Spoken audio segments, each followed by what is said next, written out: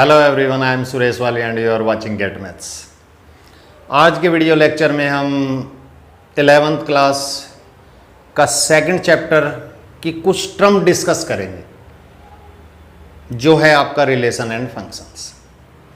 इसमें हम जो डिस्कस करने वाले हैं उसके कंटेंट्स हैं कि भाई रिलेशन बिटवीन टू क्वांटिटी क्या होती है, उसको कैसे समझें। उसके बाद हम बात करेंगे Cartesian product of two sets की। उसके बाद हम बात करेंगे ऑर्डर्ड पेयर की। उसके बाद हम बात करेंगे इक्वलिटी ऑफ ऑर्डर्ड पेयर्स की। तो आज के वीडियो लेक्चर को ध्यान से देखिएगा। सबसे पहले हम बात करते हैं रिलेशंस बिटवीन टू क्वांटिटीज। चलिए शुरू करते हैं। तो रिलेशन बिटवीन टू क्वांटिटीज, तो यहां पे मैं एक वर्ड लिख रहा हूं रिलेशन।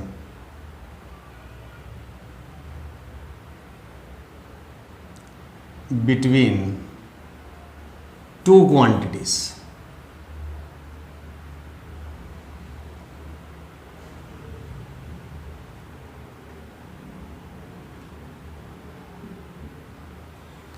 अब दोस्तों, दो क्वांटिटी के बीच में मैथमेटिकली इनफाइनाइट रिलेशन हो सकते हैं, एंडलेस रिलेशन हो सकते हैं। उनमें से कुछ रिलेशंस मैं आपके सामने यहां पे लिखूंगा। समझने की कोशिश करते हैं कि दो क्वांटिटी को मैथमेटिकली हम कैसे रिलेट कर सकते हैं। सपोज हमारे पास दो क्वांटिटी है, हम एक x ले लेते हैं, एक y ले लेते हैं, या कुछ भी ले लीजिए आप। मैंने लिखा x ग्रेटर देन 2, ये भी एक रिलेशन है, x की वैल्यू 2 से बड़ी है। हम ऐसा भी लिख सकते थे x ग्रेटर और इक्वल टू 2, x की वैल्यू 2 के बराबर और 2 से ज़्यादा है। हम ऐसा भी लिख सकते थे x लेस देन 2, और हम ऐसा भी लिख सकते थे x लेस और इक्वल टू 2। ठीक है, तो ये मैथमेटिकली रिलेशन है, जैसा कि आप देख ही रहे हैं। हम ऐसा भी लिख सकते हैं कि x not equal to y। हम ऐसा भी लिख सकते हैं x is equal to 2y। हम ऐसा भी लिख सकते हैं कि √25 इज इक्वल टू 5। हम ऐसा भी लिख सकते हैं कि x minus y greater than 2। ऐसा भी लिखा जा सकता है कि x प्लस वाई ग्रेटर और इक्वल टू 2। तो means we can set infinite और endless relation between two quantities mathematically. तो उनमें से कुछ मैंने आपको दिखाने की कोशिश करी। मुझे उम्मीद है रिलेशन बिटवीन टू क्वांटिटीज को आप लोग समझ गए होंगे कि मैथमेटिकली दो क्वांटिटी को कैसे एसोसिएट किया जा सकता है। ठीक है, चलिए इसके बाद दोस्तों बात करते हैं ऑर्डर्ड पेयर की। जैसा कि नाम से ही पता चलता है कि भाई दो क्वांटिटी जो एक पेयर फॉर्म करेंगी उनको एक डेफिनिट ऑर्डर में लिखा जाता है। मैथमेटिकली समझने की कोशिश करते हैं कि ऑर्डर्ड पेयर का मतलब क्या होता है। सिंबॉलिकली इसको ऐसे रिप्रेजेंट किया जाता है a, b। ठीक है, दो क्वांटिटी मैंने कंसीडर करी, एक मैंने a किया, एक मैंने b किया, और इनको एक स्मॉल ब्रैकेट के अंदर मैंने कॉमा से सेपरेट करते हुए लिख दिया। अब ये एक डेफिनिट ऑर्डर के अंदर लिखी गई। अब डेफिनिट ऑर्डर को कैसे समझे, आखिर कि भाई डेफिनिट ऑर्डर क्या है, तो ऑर्डर तो वो बताएगा।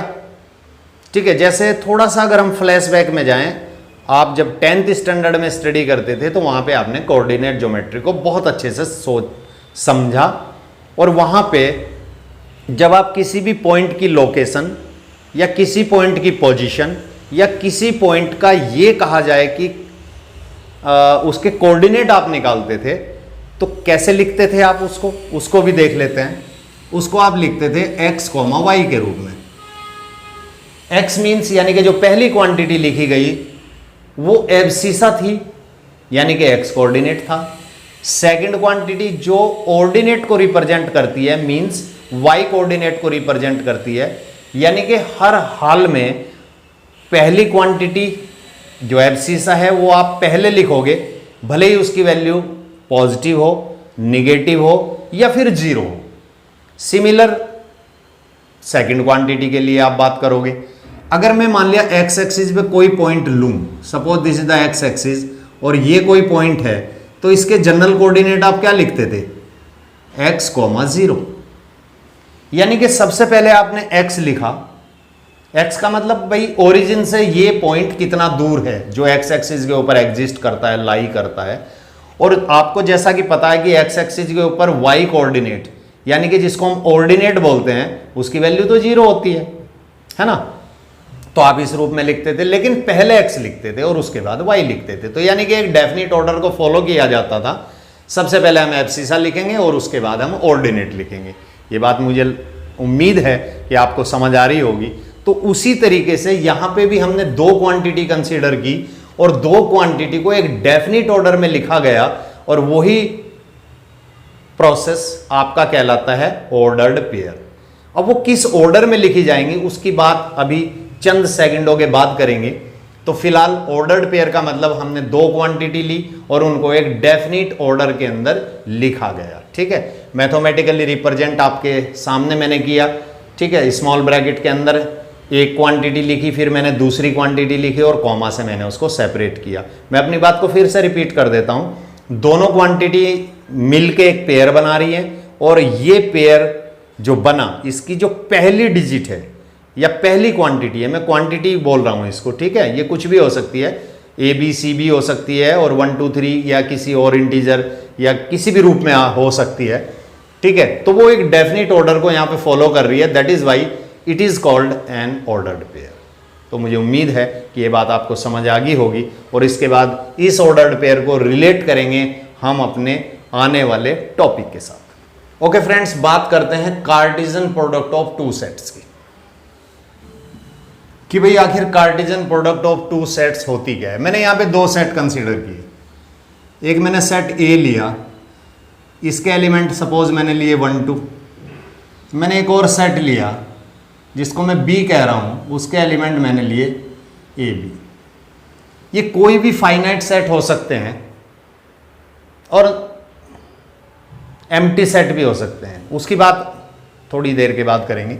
सबसे पहले इसको समझते हैं कि भाई ए कार्टेशियन प्रोडक्ट बी आखिर होती क्या है। तो डेफिनेशन कहती है कि A Cartesian product B is nothing but it is a set of all such ordered pair in which first element of the ordered pair belongs to first set and second element of the ordered pair belongs to second set. Mathematically कैसे लिखा गया, A B such that A belongs to set A and B belongs to set B. अब देखो यहां पे आपको किसी भी तरीके से कंफ्यूज होने की जरूरत नहीं है। ऐसा कुछ नहीं है कि भाई ये जो ए बी है ये यहां से लिए गए, मैं इसको चेंज कर देता हूं, चलिए, ताकि किसी भी तरह का कोई कंफ्यूजन आपको ना रहे। मैं इसके एलिमेंट ले लेता हूं सपोज एक्स वाई। ठीक है, अब हम इसको फिर से एक बार समझने की कोशिश करते हैं। तो कहता है कि भाई A Cartesian product B means Cartesian product of two sets. मैंने यहां पे ए और बी नाम दे दिया, वो कुछ भी हो सकते हैं, आप कोई भी नाम उनको दे सकते हो। तो Cartesian product of two sets is nothing but it is a set of all such ordered pair in which first element of the ordered pair belongs to first set and second element of the ordered pair belongs to second set. ठीक है, थोड़ा सा और सरल भाषा में समझने की कोशिश करते हैं। Cartesian product of two set is a set of all such ordered pair in which first element of the ordered pair belongs to first set and second element of the ordered pair belongs to second set। यानी कि A Cartesian product B एक set है और set के अंदर के जो elements हैं वो ऑर्डर्ड पेयर के रूप में हैं। और वो ऑर्डर्ड पेयर कैसा है कि ऑर्डर्ड पेयर का पहला एलिमेंट पहले सेट को, पहला सेट कुछ भी क्यों ना हो, और दूसरा एलिमेंट ऑर्डर्ड पेयर का दूसरे सेट को बिलोंग करता है। अब चूंकि ऑर्डर्ड पेयर का पहला सेट पहले एलिमेंट को सेट को बिलोंग करेगा और दूसरा एलिमेंट दूसरे सेट को बिलोंग करेगा, इसीलिए तो ऑर्डर्ड पेयर कहलाया। एक डेफिनिट ऑर्डर में है, यानी कि उसके जो एलिमेंट हैं, जो उसकी एंट्रीज हैं, वो एक पर्टिकुलर ऑर्डर को फॉलो करती हैं। तो that is why it is called ordered pair, right. अब यहां पे परफॉर्म करने की कोशिश करते हैं, जैसा कि हमने सेट ए को कंसीडर किया, हमने सेट बी को कंसीडर किया, कि अगर हमारा सेट ए और बी इन एलिमेंटों के साथ हो तो हमें ए कार्टेशियन प्रोडक्ट बी आखिर मिलेगा क्या? क्या मिलेगा? एक सेट मिलेगा सिंपली, और वो सेट कैसा होगा, उसके एलिमेंट कैसे होंगे, उसके एलिमेंट्स देखने में कैसे होंगे, ऑर्डर्ड पेयर के रूप में होंगे। ठीक है, अब वो ऑर्डर्ड पेयर कैसा होगा कि भाई उस ऑर्डर्ड पेयर का पहला एलिमेंट पहले सेट को बिलोंग करेगा और दूसरा एलिमेंट दूसरे सेट को बिलोंग करेगा सिंपली। तो हमने क्या किया कि इसके पहले एलिमेंट को पिक किया, उठा लिया, और इसके सभी एलिमेंटों के साथ, मैं सभी की बात कर रहा हूं यहां, हालांकि मैंने 2 ही एलिमेंटों को कंसीडर किया, इसमें ज्यादा भी हो सकते हैं। ठीक है, तो सभी के साथ ऑर्डर्ड पेयर फॉर्म करना शुरू किया। तो 1, x एक ऑर्डर्ड पेयर बना। अब 1 y के साथ भी जाएगा तो 1, y, और कोई एलिमेंट होता उसके साथ भी ऑर्डर्ड पेयर फॉर्म करता, लेकिन कोई है ही नहीं तो यहीं रुक जाएगा। 1 को ड्रॉप कर दिया, सेकंड एलिमेंट को पिक कर लिया, और इसी प्रोसेस को फिर से रिपीट किया। 2, x 2, y।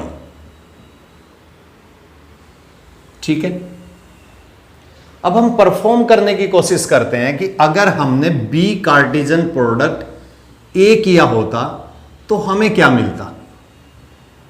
ठीक है, इसको समझने की कोशिश करते हैं। सेट बी के एलिमेंटों को पहले लिखा जाए, यानी सेट बी को पहले लिखा जाए,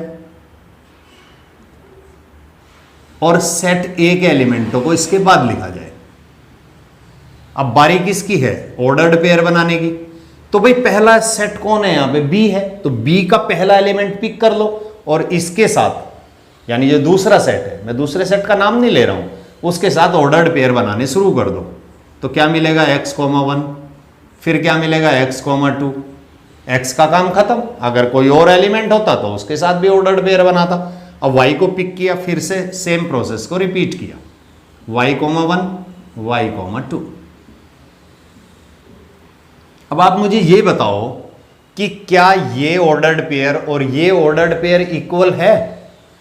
भाई देखने में लग रहा है कि यार उसमें भी 1x है, 1 और x है, और यहां भी x और 1 है, तो यार मोस्ट प्रोबेबली सेम ही होंगे, लेकिन ऐसा नहीं है। थोड़ा सा फ्लैशबैक में चलते हैं इसको समझने के लिए।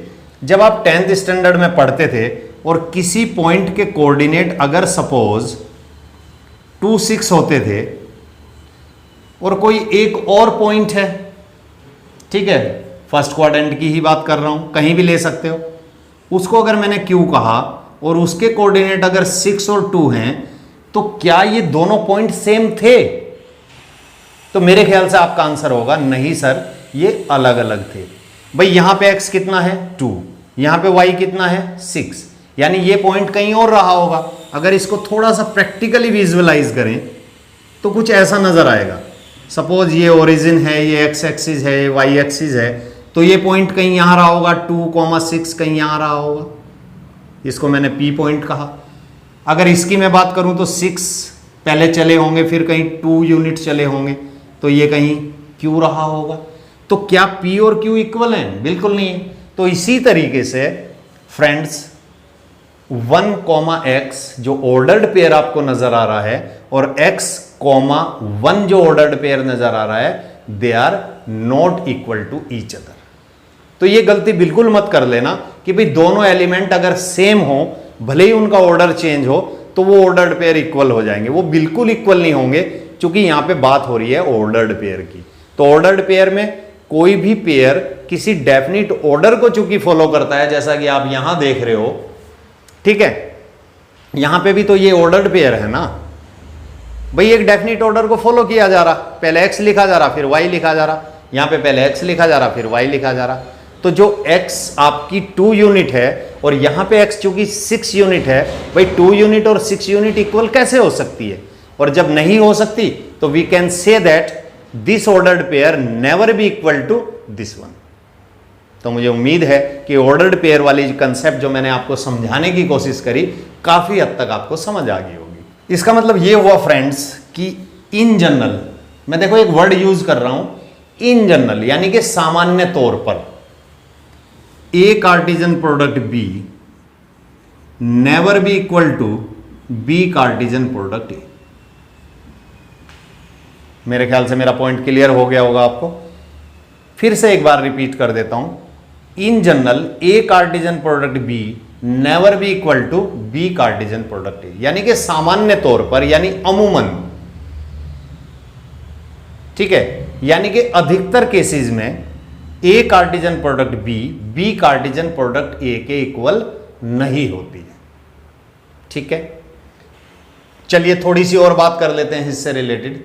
अब यहां पे आप मुझे यह बताइए कि भाई सेट ए कितने एलिमेंटों को कंटेन करता है। Number of element contained in set A is equal to 2 and number of element contained in set B is also 2। भाई इनकी नंबरिंग या काउंटिंग इनके एलिमेंटों की तो कुछ भी हो सकती है, कोई भी फाइनाइट वैल्यू हो सकती है। चलिए यहां पे छोटे छोटे सेट कंसीडर किए गए तो आपके सामने है 2 और 2। ठीक है, अब हम क्या करते हैं कि ए कार्टेशियन प्रोडक्ट बी के एलिमेंटों को काउंट करते हैं कि भाई वहां जो सेट हमें मिला, यानी कि ए कार्टेशियन प्रोडक्ट बी से हमें जो सेट मिला उसके अंदर टोटल नंबर ऑफ एलिमेंट कितने एग्जिस्ट करते हैं। काउंट करना शुरू कर रहे हैं 1 2 3 4। ये गलती मत करना कि 1 2 3 4 5 6 7 8, no, because A Cartesian product B. अब मैं डेफिनेशन पे वापस आ रहा हूं। अब डेफिनेशन क्या कहती है कि भाई A Cartesian product B is nothing but it is a set of all such ordered pair in which first element of the ordered pair belongs to first set and second element of the ordered pair belongs to second set। यानी कि जो ए Cartesian product B से हमें जो एक set मिला उसके elements किस फॉर्म में है, ऑर्डर्ड पेयर के फॉर्म में है। और जब वो ऑर्डर्ड पेयर के फॉर्म में है दोस्तों, तो ये एक एलिमेंट की तरह बिहेव करेगा, ना कि दो एलिमेंटों की तरह बिहेव करेगा। तो कितने हुए 1 2 3 4। ठीक है, तो number of element in A Cartesian product B is equal to 4। तो भाई 4 को मैं 2 into 2 भी लिख सकता हूं, बोलो हाँ है ना, बिल्कुल लिखा जा सकता है। और इस 2 को मैं क्या लिख दूं, इस 2 को मैं लिख सकता हूं number of element contained in set A, और इस 2 को मैं क्या लिख दूं, number of element contained in set B. तो यहां से हमें एक जनरलाइज रिजल्ट मिला, और वो ये मिला कि total number of element in A Cartesian product B can be obtained by multiplying number of element contained in set A with number of element contained in set B. यानी कि number of element in A Cartesian product B as the product of number of element in set A and number of element in set B. Clear, इसमें किसी को कोई doubt नहीं होना चाहिए।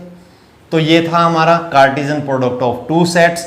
यहां पे हमें दो रिजल्ट मिले।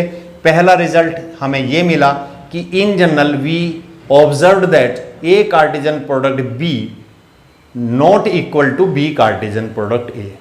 मैं अपनी बात को फिर से रिपीट कर रहा हूं, इन जनरल वर्ड का मैंने यूज किया। ठीक है, मुझे उम्मीद है इन जनरल वर्ड आपको अच्छे से समझ आ गया होगा। यानी कि सामान्य तौर पर या अधिकतर केसेस में ऐसा नहीं होता कि A Cartesian product B Cartesian product A के इक्वल हो जाए, ऐसा सामान्य तौर पर नहीं होता।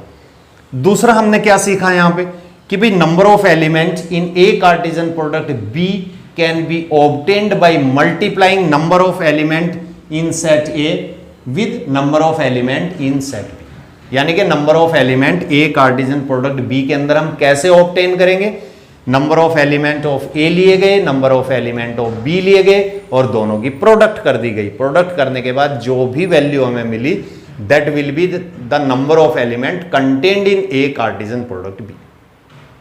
ठीक है फ्रेंड्स, मुझे पूरी उम्मीद है कि इतना डिस्कशन के बाद शायद आपको Cartesian product of two sets clear हो गया होगा। ओके फ्रेंड्स, इसके बाद बात करते हैं कि अगर हमारा ए और बी सेट के अंदर से कोई एक सेट एम्प्टी हो जाए, ए एम्प्टी हो सकता है, बी भी एम्प्टी हो सकता है, या फिर दोनों एम्प्टी हो जाए, तो एक एक करके कंसीडर करते हैं और समझने की कोशिश करते हैं। पहला केस कंसीडर करते हैं कि if A is an empty set, and B is a set with element x y. B हमारा सेम रहा, ए को हमने रिप्लेस किया एक एम्प्टी सेट से, तब हमारा ए कार्टेशियन प्रोडक्ट बी क्या होगा, ये समझने की कोशिश करते हैं कि क्या होगा।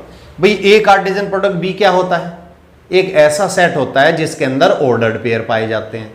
ठीक है, ऑर्डर्ड पेयर कैसे बनेंगे, पहले सेट का पहला एलिमेंट लो, दूसरे सेट के सभी एलिमेंटों के साथ ऑर्डर्ड पेयर फॉर्म करते चलो और यहां पे राइट डाउन कर दो, सिंपल। उसके बाद इसका दूसरा एलिमेंट पिक करो और फिर से ऑर्डर्ड पेयर बनाओ, उनको भी लिखते चलो। तो ये प्रोसेस चलता रहेगा जब तक कि सारे ऑर्डर्ड पेयर यहां लिस्टेड ना हो जाए। ठीक है, ए को लिखा गया, ए कौन है, एक एम्प्टी सेट है, मैंने ऐसा लिखा एम्प्टी सेट को। कार्टेशियन प्रोडक्ट किसके साथ कर रहे हैं, सेट बी के साथ कर रहे हैं, ये रहा आपका सेट बी। सेट बी तो दो एलिमेंटों को कंटेन करता है। अब ए कार्टेशियन प्रोडक्ट क्या मिलेगा, एक ऐसा सेट मिलेगा जिसके अंदर सभी एलिमेंट ऑर्डर्ड पेयर के रूप में होंगे, जैसा कि हम डिस्कस कर चुके हैं। अब यहां से कोई पहला एलिमेंट उठाओ, अब आप हंस रहे होंगे, तो हंसने की बात ही नहीं है इसमें। अब यहां पे यार कोई एलिमेंट ही नहीं है, क्योंकि ये तो एक एम्प्टी सेट है। और एम्प्टी सेट कौन होता है, empty set is a set which does not contain even a single element. एक ऐसा सेट जिसके अंदर एक भी एलिमेंट नहीं होता है, वही तो एम्प्टी सेट कहलाता है। तो यार जब यहां पे कोई एलिमेंट ही नहीं है तो ऑर्डर्ड पेयर किसके साथ बनेगा, भाई पेयर के लिए तो दो एलिमेंट चाहिए ना दोस्तों आपको, और यहां तो कोई एलिमेंट ही नहीं है।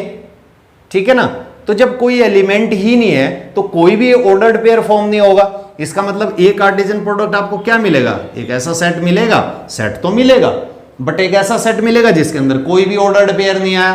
तो इसको आप क्या लिखते हो, दुनिया वाले क्या लिखते हैं इसको, एम्प्टी सेट। तो A Cartesian product B is an empty set if any one of these two is an empty set. अगर दोनों में से कोई भी एक एम्प्टी सेट होगा तो रिजल्ट आपको क्या मिलेगा, ए कार्टेशियन प्रोडक्ट बी का एक एम्प्टी सेट मिलेगा। अब इसका उल्टा बात करते हैं, अगर हमें बी कार्टेशियन प्रोडक्ट ए निकालना होता, ये भी समझ लेते हैं। चलिए, अब बी कौन है भाई, बी एक ऐसा सेट है जिसके अंदर दो एलिमेंट हैं, एक एक्स है एक वाई है। ए कौन है, एक ऐसा सेट है जिसके अंदर कोई भी एलिमेंट नहीं है। चलिए, तो A Cartesian product sorry B Cartesian product A करते हैं।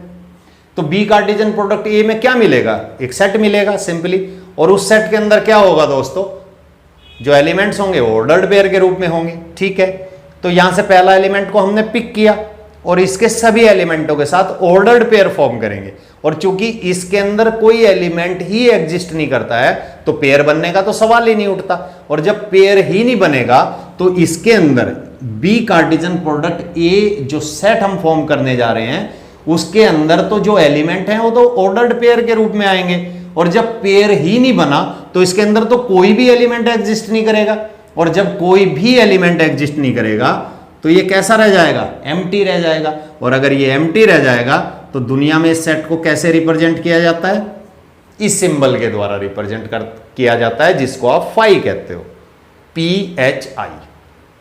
तो मुझे उम्मीद है कि आपको तीनों केस समझ में आगे होंगे कि अगर हमारा ए और बी फाइनाइट हो तब हम ए कार्टेशियन प्रोडक्ट बी कैसे इवेल्युएट करते हैं, कैसे कैलकुलेट करते हैं, कैसे राइट डाउन करते हैं, या उसको कैसे रोस्टर फॉर्म में लिखा जाता है। और अगर दोनों में से कोई भी एक एम्प्टी सेट हो जाए तो रिजल्ट हमारा क्या होने वाला है, एम्प्टी सेट ही होने वाला है, क्योंकि एम्प्टी सेट के अंदर तो कोई एलिमेंट ही एग्जिस्ट नहीं करता, और जब एग्जिस्ट ही नहीं करेगा तो ऑर्डर्ड पेयर बनने का तो सवाल ही नहीं उठता। और जब ऑर्डर्ड पेयर नहीं बनेंगे तो ए कार्टेशियन प्रोडक्ट बी, भले ही ए एम्प्टी हो बी एम्प्टी हो, मैं उसकी बात ही नहीं कर रहा हूं, ठीक है, तो उसके अंदर कोई भी ऑर्डर्ड पेयर कंटेंड ही नहीं होगा, और जब कंटेंड नहीं होगा तो वो तो एक एम्प्टी सेट कहलाएगा। तो मुझे पूरी उम्मीद है कि Cartesian product of two sets का फंडा आपको क्लियर हो गया होगा। ओके फ्रेंड्स, इसके बाद हम बात करेंगे इस वीडियो लेक्चर में, आखिरी पॉइंट की बात करेंगे इक्वलिटी ऑफ ऑर्डर्ड पेयर की। ठीक है, तो इक्वलिटी ऑफ ऑर्डर्ड पेयर, जैसा कि नाम से ही सजेस्ट हो रहा है, जैसा कि नाम से ही पता चल रहा है कि भाई दो ऑर्डर्ड पेयर इक्वल हैं। अगर इक्वल हैं तो ठीक है, अच्छी बात है, इक्वल है तो वो क्या करेगा ऐसे क्वेश्चनों के अंदर कि दो क्वांटिटी को इंट्रोड्यूस कर देगा, या 2 से ज़्यादा भी कर सकता है, वो तो उसकी मर्जी है। तो पहले हम डेफिनेशन की बात कर लेते हैं और फिर अपनी इस बात को क्लियर कर लेते हैं। तो इक्वलिटी ऑफ ऑर्डर्ड पेयर की अगर मैं बात करूं तो 2 ordered pair are set to be equal if and only their corresponding elements are equal. तो यहां पे मैं अपनी डेफिनेशन को थोड़ा थोड़ा सा तोड़ के समझाने की कोशिश करता हूं। यहां पे मैंने 2 वर्ड यूज किए दोस्तों। एक किया मैंने इफ एंड ओनली इफ, इसका हिंदी मीनिंग होता है यदि और केवल यदि, यानी कि ये 2 वे प्रोसेस है बेसिकली। अगर हम लेफ्ट से राइट जा सकते हैं तो राइट से लेफ्ट भी आ सकते हैं, ठीक है। जैसा कि आपने ट्रिग्नोमेट्रिक आइडेंटिटीज को बहुत अच्छे से स्टडी किया हुआ है, और वहां पे आपने क्या देखा था, जब आप ट्रिग्नोमेट्रिक आइडेंटिटीज को सॉल्व करते थे तो इन जनरल आप बड़ी साइड को चूज करते थे, क्योंकि बड़ी साइड को रिड्यूस करना आसान होता है और छोटी साइड को फैलाना, एक्सटेंड करना थोड़ा सा मुश्किल होता है, ठीक है। इसीलिए हम बड़ी साइड को चूज करते थे। इन जनरल हमारी जो बड़ी साइड हुआ करती थी उस जमाने में, जब आप 10th में पढ़ते थे, तो वो लेफ्ट हैंड साइड होती थी, ठीक है। समटाइम्स राइट भी होती थी, तो कभी कभी हम राइट को भी यूज कर लेते थे, ठीक है। चलिए, तो हम बात कर रहे थे इक्वलिटी की। तो आपने क्या किया कि भाई लेफ्ट हैंड साइड को टेक ओवर किया और उसको रिड्यूस करने के बाद आप राइट हैंड साइड तक पहुंच जाते थे। और चूंकि लेफ्ट हैंड साइड को रिड्यूस करने के बाद आपने राइट हैंड साइड को प्रोड्यूस किया, इसलिए आप कह देते थे कि हैंस प्रूव्ड या this identity exist because left hand side exactly equal to right hand side. यहां पे हम उसी कंसेप्ट को इंट्रोड्यूस करेंगे अपनी इस बात के अंदर, इक्वलिटी ऑफ ऑर्डर्ड पेयर के अंदर। तो इक्वलिटी ऑफ ऑर्डर्ड पेयर के अंदर कहा जा रहा है कि 2 ordered pair are set to be equal if and only if their corresponding elements are equal. तो मैंने जैसा कि अपनी डेफिनेशन के अंदर 2 वर्डों को इस्तेमाल किया। एक किया मैंने इफ एंड ओनली इफ, वो मैंने आपको एक्सप्लेन करने की कोशिश करी, उम्मीद है कुछ हद तक आपको समझ आया होगा। दूसरा वर्ड मैंने यूज किया करस्पॉन्डिंग एलिमेंट्स, ठीक है। तो करस्पॉन्डिंग वर्ड जो है ना, इससे आप बहुत पुराने से फैमिलियर हो, यानी कि काफी दिनों से इससे फैमिलियर हो, अर्लियर क्लासेस से आप पढ़ते हुए आ रहे हो। जैसे आप, अगर मैं थोड़ा सा आपको याद दिलाऊं, थोड़ा सा फ्लैशबैक में लेके जाऊं, थोड़ा सा मेमोरी को आपकी ताजा करने की कोशिश करूं, तो जब आप सिमिलर ट्राइंगल स्टडी करते थे, ठीक है, प्रीवियस क्लासेस के अंदर, तो 2 ट्राइंगल आपके सिमिलर होते थे। आप बोलते थे कि 2 triangles are set to be similar if their corresponding elements और साइड्स आर प्रोपोर्शनल, ठीक है। तो ऐसी कुछ बात करते थे वहां पे, तो करस्पॉन्डिंग वर्ड को वहां पे यूज किया जाता था। मेरा कहने का मतलब केवल इतना है। तो करस्पॉन्डिंग का मतलब होता है, अगर इसका हिंदी रूपांतरण किया जाए, संगत। संगत का मतलब यह होता है कि अगर आपने 2 ट्राइंगल्स को कंसीडर किया, केस अगर हमारा सिमिलरिटी का है, यानी कि 2 ट्राइंगल को आप सिमिलर प्रूव करने की कोशिश कर रहे हैं, तो अगर पहले ट्राइंगल का आपने जो भी साइड उठाई, दूसरे ट्राइंगल की भी वही साइड उठाओगे आप, ठीक है। ये नहीं हो सकता कि भाई इसकी आपने ईस्ट वाली साइड उठा ली, उसकी आपने वेस्ट वाली उठा ली, ये ऐसे नहीं हो सकता, ठीक है। तो जो भी आपने पार्ट यहां से उठाया, सेम पार्ट आपने वहां से उठाया और उनके बीच में आपने प्रोपोर्शनलिटी को चेक किया कि वेदर दे आर प्रोपोर्शनल और नॉट। तो वैसे ही कुछ यहां पे भी है। एक एग्जांपल से समझने की कोशिश करते हैं। इक्वलिटी ऑफ ऑर्डर्ड पेयर की अगर हम बात करें,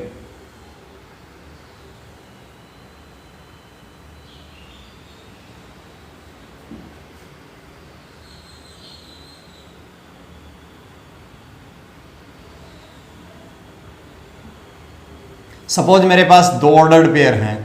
एक है x + 5y3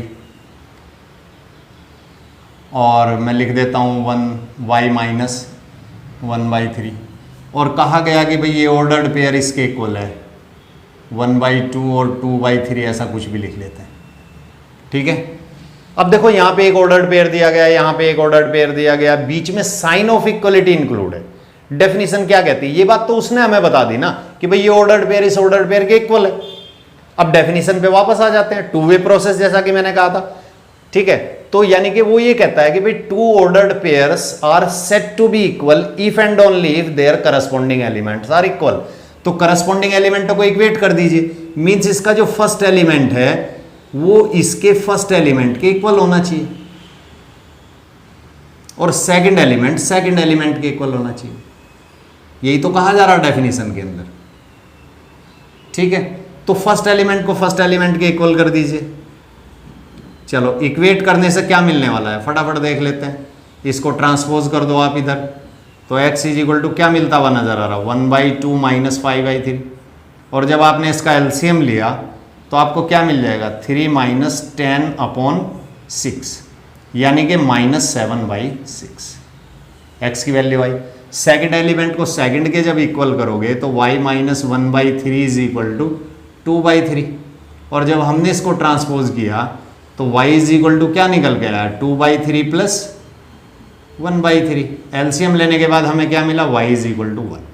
तो इक्वलिटी ऑफ ऑर्डर्ड पेयर के अंदर वो क्या करेगा, आपको दो ऑर्डर्ड पेयर दे देगा, दोनों के बीच में साइन ऑफ इक्वलिटी होगा और इनके अंदर कुछ अननोन क्वांटिटी को इंसर्ट कर देगा और आपसे ये कहा जाएगा कि find the values of unknown quantity में x और y, a और b, p और q या कुछ भी हो सकते हैं, उनका मैं नाम नहीं ले रहा हूं, मैं सभी को एक कॉमन नाम दे रहा हूं, that is known as unknown quantity. ठीक है, तो वो आपको दो ऑर्डर्ड पेयर देगा, दोनों के बीच में साइन ऑफ इक्वलिटी अगर नहीं दिया तो वो वर्ड्स में आपको बोलेगा कि the given ordered pairs are equal, then find the value of unknown quantity.